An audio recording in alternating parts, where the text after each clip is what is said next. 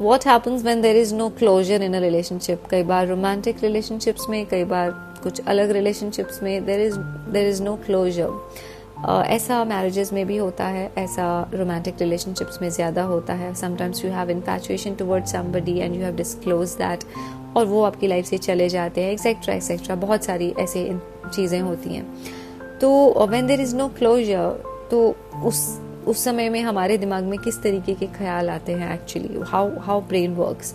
अब इतने सारे क्वेश्चंस आ रहे हैं, it's like an unsolved riddle कि क्यों गया, क्यों हुआ ऐसा, ऐसा नहीं होना चाहिए था, व्हाई डिड दिस हैपन, मुझसे क्या गलती हुई, एंड ऑल दैट।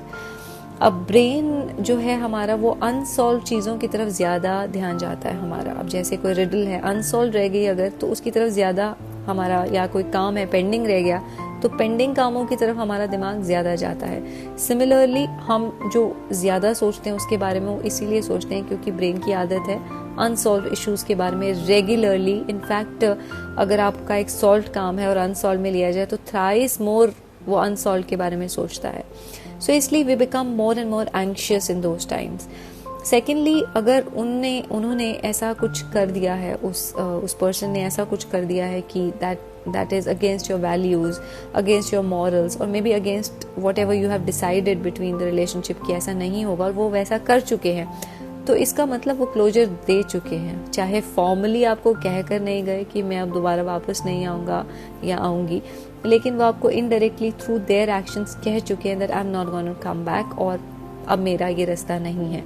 सो मुझे उसको एक्सेप्ट करने की ज़रूरत है उस समय, चाहे फॉर्मली ऐसा कुछ ना भी हुआ हो।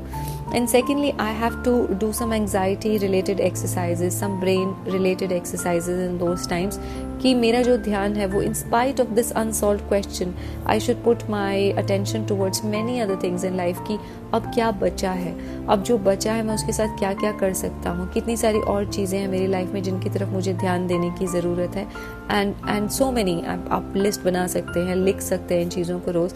सो in this way you can come out of this, अगर कोई फॉर्मल क्लोजर नहीं हुआ है और अगर उन्होंने कुछ ऐसा कर दिया है which is against your values, तो समझ जाइए कि it is a closure from their side.